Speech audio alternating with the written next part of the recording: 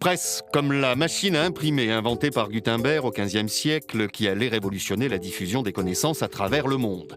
Presser, comme une nouvelle qui doit être diffusée au plus vite, ça c'était 2 siècles plus tard en France avec La Gazette, le tout premier hebdomadaire. Vendu dans la rue ou par abonnement, l'information se rapproche à quelques années de la révolution qui sera l'âge d'or de la presse avec la parution de plus de 1000 journaux à Paris.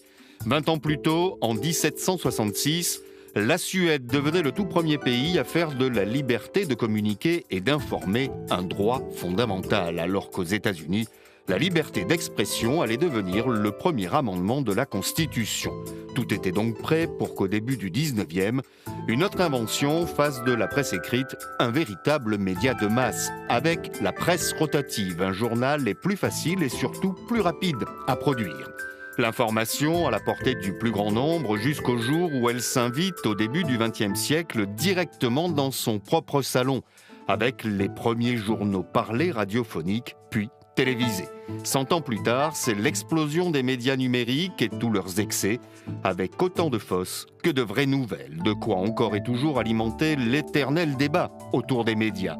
Où sont les limites de la liberté de la presse dans une démocratie, sachant que plus la presse est libre, plus un pays est démocratique, et vice-versa.